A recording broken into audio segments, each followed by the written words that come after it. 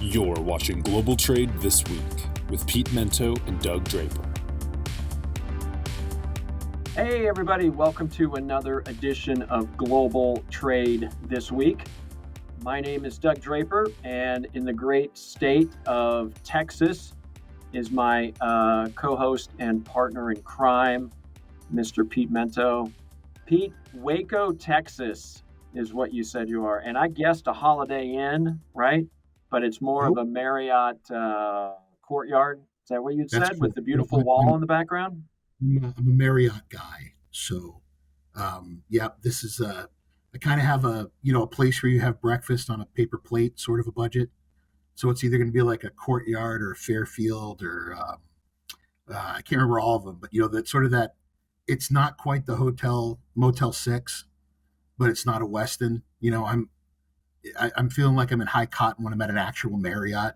That's when I feel like I'm at the Ritz-Carlton, but they take good care of me. Nice. So it's not a Tom Bodett special. Nope. I love those commercials. The one where it's all dark and it's just black, and he says, doesn't matter what you pay for a hotel room. They all look the same with your eyes closed to sleep. Yeah. Motel 6. Who's on for you? What is Tom Bodett famous for other than the Motel 6 commercials? I think he was a comedian. Oh, really? I think he was. Yeah. I remember those clear as day. Those 80s commercials, like the fast talking. Was he a Subaru guy? Yeah, Joe Isuzu. Isuzu. That guy was a liar, right? He was selling other people's cars. Does it have a motor? Yeah, I remember all those. Joe Isuzu. Well, shame on us for not knowing Tom Bodett's backstory, because we pride ourselves in obscure trivia like that. You sure do. Yeah. Cool, man. Well, I know we got to get today, buddy. So topic number one, you've probably been reading a lot about the proposed rebuilding of the U.S. Merchant Marine and the amount of time, effort, and money it's going to take to do it.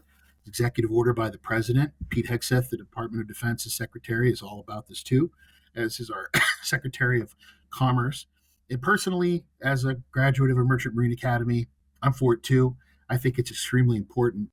But there's two things I wanted to bring up. First of all, Doug, this is a supply chain problem, building these ships, from a number of different perspectives. One, the raw materials like steel and aluminum, something we don't have a lot of here.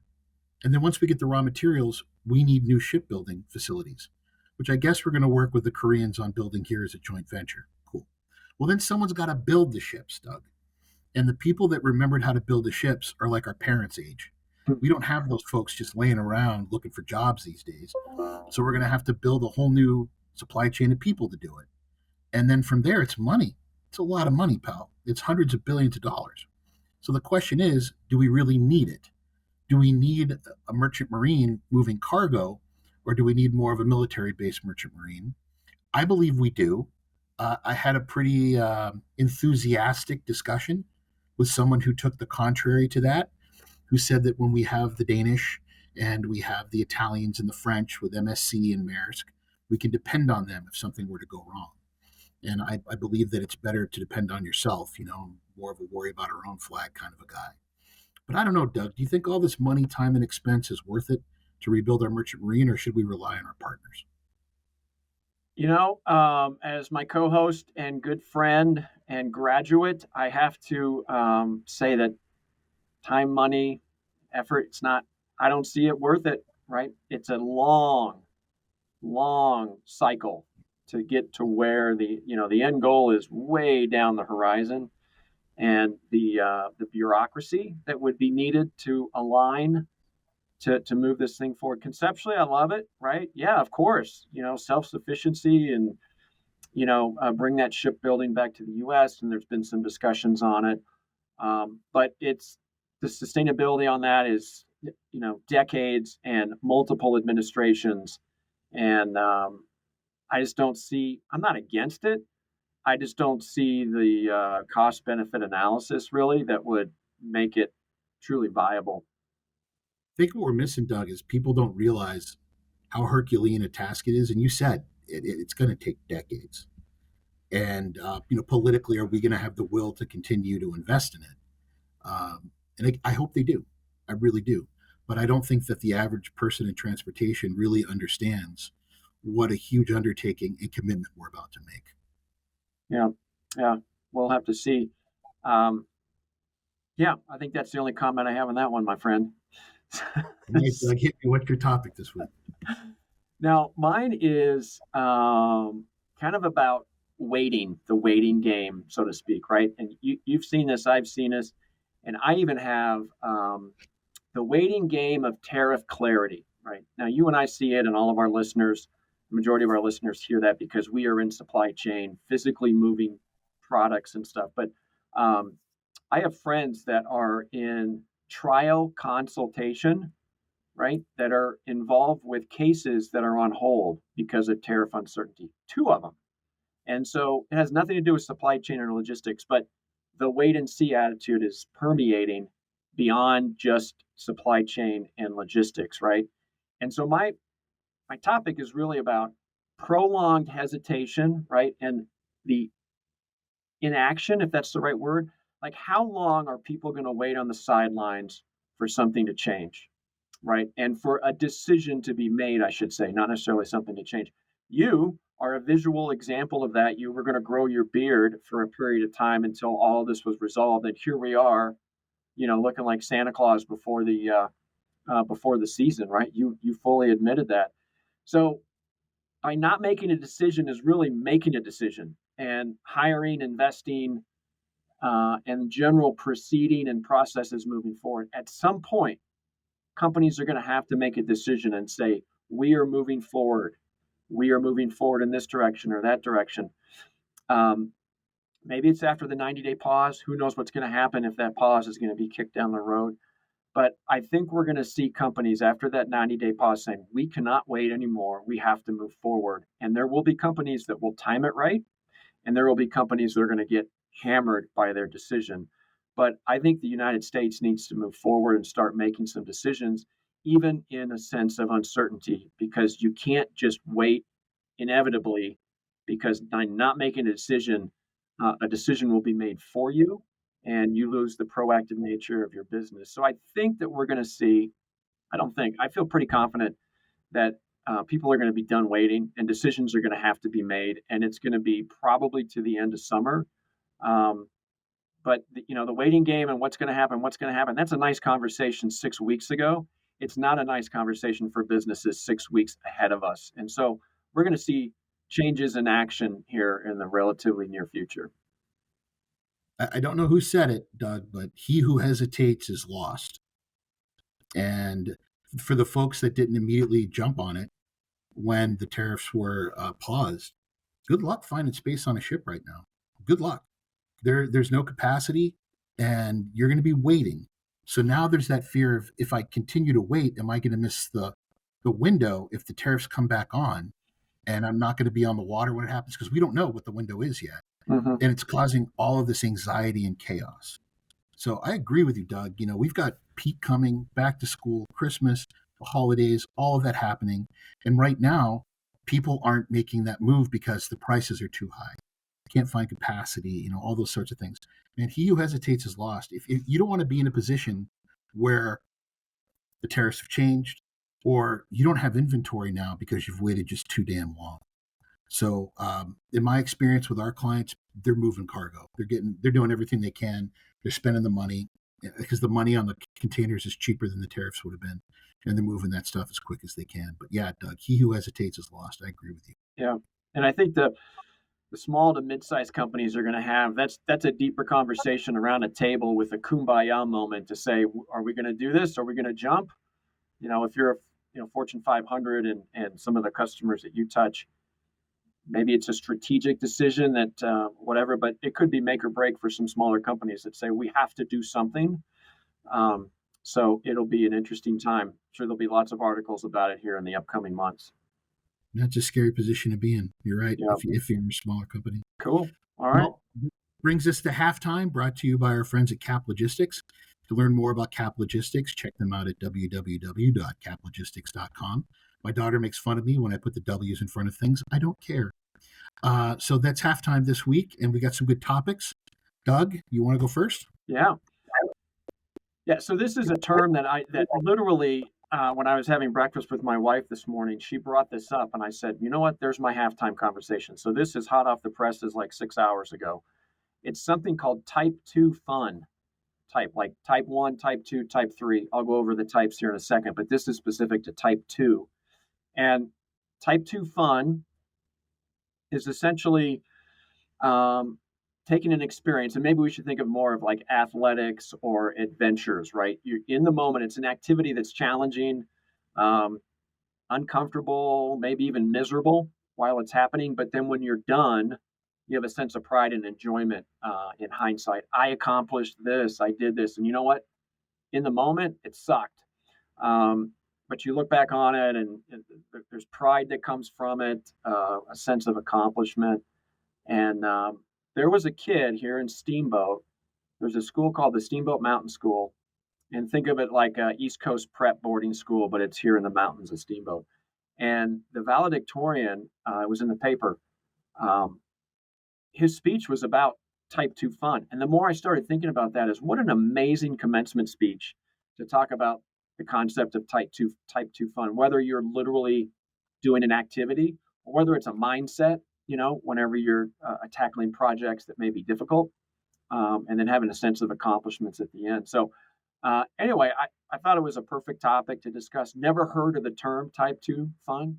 Type 1 fun, Pete, is in the moment. I'm rafting, I'm skiing, I'm doing, I'm out there hanging out in Mardi Gras. That's Type 1, in the moment. Type 2 is what we just talked about.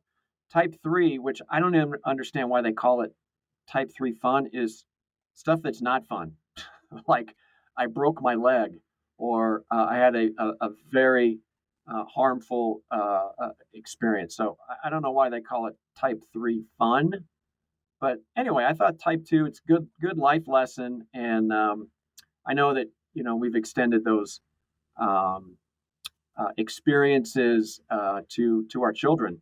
Explain that not everything is fun in the moment, but there's satisfaction with the job well done. So I just want to tell our listeners, they've never heard of the concept of type 2 fun. There's a new word that you can add to your vocabulary. I had never heard it, Doug, until you gave the show notes, and I started looking into it. And the way I see it, it's like you said, fun in the moment, but you don't know what the ramifications will be or the long-term impact, as opposed to enjoyment and fun after the fact that you had to, there could have been some fun in it, but it's really just the joy that you have afterwards. Like Type 1 fun will be like dating an actress, super fun while it's happening. Probably not a good idea when you look back on it. Type 2 fun, it's a lot of what we do in our career. Yeah. Surviving COVID, it's those first couple of years in the industry when you were just so miserable and screwing stuff up all the time and working really hard, but you have all these amazing stories about how great it was after. And I was fortunate this week to be at a client where they had, I think it was 4 people studying for the broker's exam in the fall. And they were all talking about how hard it was and how they're missing out on all kinds of things. And I'm like, yeah, but I'm telling you, you're going to look back on that time that you prepared and you're going to remember how cool it was. So yeah, I get it, man. I think that's a really good point to make. Is it seems hard in the moment, but after the fact, you got a lot of pride and a lot of cool stories about what happened. Yeah, cool. All right. What's your halftime one, buddy? Yeah, my halftime one, I was in Austin earlier this week and talking to people about my lifestyle, their lifestyle. And there's some things I've decided are bullshit, Doug, that other people say is wonderful, that I'm just going to call out and say it isn't wonderful at all. So number one, cold plunges. I think cold plunges are something that people are just doing that they think are cool. Yeah. No, you're sitting in cold and you're miserable. And I do get how it can help people with inflammation and such, but it sucks and it's stupid. And I think we should just say what it is. It's not fun. Number 2, kombucha. The amount of kombucha that I see in California and in Austin or any sort of, hippie leaning kind of place, kombucha is bullshit. You know what? Eat some yogurt. You don't have to do that to yourself. It's absolute horseshit. This new one that they're doing, it's called urban snorkeling. Have you heard about this, Doug? Mm-mm. No. That's what the youngsters are calling a walk. The walk? It's a walk. It's like when you're snorkeling and you're just looking around you, you're not paying attention to your phone. You're really in the moment, enjoying the place where you're walking. It's called a walk, you jackass. Get your face out of the phone.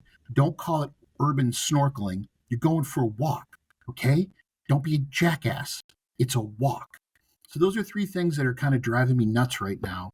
The cold plunge one really pisses me off, but and I've done them. I get it. It can feel good afterwards, but doing it every day, and I don't want to hear about it.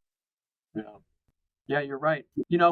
I had not thought of cold plunge, but agreed. Everybody's talking about it. This Imhoff, right? I can't remember the guy's name. The Imhoff method. Anyway, that's perfect. The cold plunge thing. What I thought of, Pete, was like the high end designer water bottles, right? When I remember you got a water bottle that was clear, it had some type of logo on it that pretty much was peeling off after the first couple of days, and then it becomes all scratched up and charred, and it looks like it's been through the ringer. That's the kind of water bottle I have that I take to the gym. But the designer ones that cost $60, $70, that are pink with the handle, and they got the straw, and everybody's just hucking that thing around and sipping it, and putting it down, and you got to have your fancy water bottle next to you. That was the thing that came to mind with really just, I, I don't know, go old school water bottle, right? You don't need it. The kind that you can just hang on with your finger and it's plastic and you drop it and it gets all torn up. So high-end designer water bottles and sip cups from some clients that you may work with. I think that's just asinine. Yeah, a lot of stuff these days is puffery. Just call it what it is. It's just Yeah, showing everybody how pretty your feathers are. It's a bunch of bullshit. So I'm gonna stand by that. I'm gonna stand by that. yeah. But I think cold plunge, you nailed it. That is exactly it. The cold plunge, that's the hot scene right now, and how long you can stay in. And agreed, 100%. Puffery. All right, man. What's your next topic? All right. So this is a little bit to the waiting game that we spoke about, but I think talk about new terms, right, that I've started to see a little bit is the ready fleet, right? Like we're about to get ready, the ready fleet, which is kind of the new thing because everybody is expecting a surge when the tariff situation gets resolved, which may or may not happen. But I can respect companies that are doing the ready fleet. The one that's gotten the most attention in the last couple of days is BNSF, the railroad, the Class A railroad. Apparently, they've lined up 100 extra locomotives ready to support the surge of containers that they expect to come in third, fourth quarter. They've done mainline track expansion. Like 58 miles seems pretty insignificant in the big picture, but I'm sure it's strategically located, and like staging areas in their terminals, so there's more spots to park. So I think that they're expecting the ready fleet for inbounds, but I think that there's other companies out there, and if our listeners know, please make some comments in the notes when we post this show. But the ready fleet, we're going to ready for this explosion that's going to happen after all the tariff stuff gets dialed in. So trucking, I could see that pivoting pretty quick. Air cargo, I just saw something today, Pete, that they're trending that the rest of the year is forecasted to basically be flat. So I don't know if there's a ready fleet in air cargo, but the concept of air is you can reposition pretty quickly. But I don't know. Have you heard the term ready fleet or heard any examples of companies that are kind of ramping up in preparation for a waterfall cascade that's going to come? I haven't. I think it's great, if individual companies are thinking ahead, right? Being prepared, being strategic. But it takes a lot of collaboration in our industry to do that. And I'm not so sure that all the other parts of that on the rails, as you put it, are all doing that together. Yeah. And then you talked about the rail, right? 58 miles doesn't seem like it's that big a deal. And the rail congestion is a real problem because we need more infrastructure. So I think it's great. I'm never going to poo-poo. I'm not going to yuck somebody's yum for working on trying to help to deal with problems that are going to happen. But man, it just seems kind of like screaming into the void. It's just not enough. Yeah. You're right. It's all, we talked about this before. It's all connectors, right? So you could haul ass and get a container from LA to Chicago in record time, but if the terminals in Chicago aren't ready to accept it, it's kind of irrelevant, right? So, good good on those companies for being proactive. We'll see how this transpires. So ready fleet. I'm sure you'll hear that term more and more coming up. Hell yeah. All right, bring us home, my friend. What's your last topic? So my last topic has to do kind of again with the people supply chain. So I've worked for a couple of European companies, and right now I work for a Danish company. And a lot of the Danes that I meet here didn't come up through the system like a lot of my American colleagues did. So for a lot of my American colleagues, there's the joke: did you choose freight or did freight choose you? Did you need a job and like your uncle down at the airport called somebody and helped you out, right? This wasn't something that you decided from a young age that you were going to do. But when I speak to a lot of my European colleagues, it's the exact opposite. They were young people who entered into apprentice programs when they were late teenagers, 18, 19, maybe coming back from government service in their early 20s. And they got a job working for a major transportation company, forwarders, logistics firms, ocean carriers, where they brought them in and they said, okay, welcome to working in logistics. And we're going to have you drink from a fire hose for the next couple of years. And we're going to have you try everything. We're going to have you do imports, do ocean freight, work in the warehouse, work in accounting, work in human resources, and really maybe not get a belly full of everything, but try enough of all this stuff so that you can understand where they're coming from when you do eventually specialize. And I think that that's a concept that we need here. I think that saying to a young person just out of high school who maybe isn't ready for college or doesn't see the point in college, but could have a hell of a career doing what we do, I'd rather have someone that got out of high school and spent the last 5 years in it, up to their elbows in the crap, working with me, than someone who just got a supply chain degree. Not to cast shade on MIT and University of Tennessee, Knoxville, and Penn State, great schools, right? But I'd rather have someone where their experience wasn't so theoretical as it was actual practical, working on that desk when I bring a new client in. So I think if anybody from a major freight forwarder is listening, I think it'd be a great idea to bring those concepts here to the States. Yeah. Oh, 100%. That bleeds into another conversation about where'd all the VOTEC schools and the vocational training go. That is just a lost art, a service that is needed, an educational offering that doesn't exist, right? The concept of high school, go on to college, then you can get a good job from there, just has been blown up, right? So that's a whole nother conversation that has nothing to do with supply chain and logistics.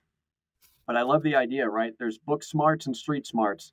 And if you want to really, move forward on the operational aspect of freight forwarding, and like you said, drink from a hose, you got to have a lot of street smarts.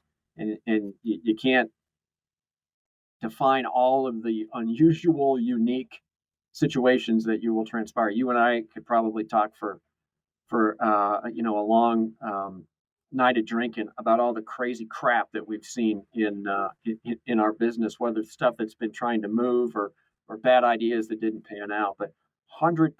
And so whatever the Europeans are doing to make this rise to the top is something that's important.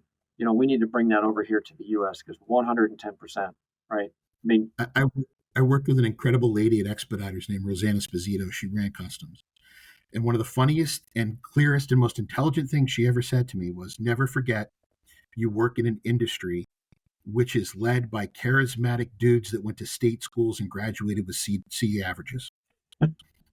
And, it's more about making people happy and figuring out how to do something when everything goes to hell and building relationships than it is anything theoretical.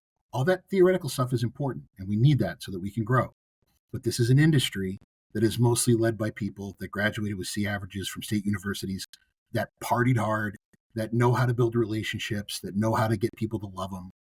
And that's really important, Pete. Remember that when I'm communicating, because I'd always get way too academic about crap. And it was excellent advice. It was sound advice. Yeah, I love the topic. I'm glad you brought that one up. Good topic. So good, man. Oh, yeah. Sorry. So I'm closing. And the dramatic pause, that was for the effect of our show and how impactful it was.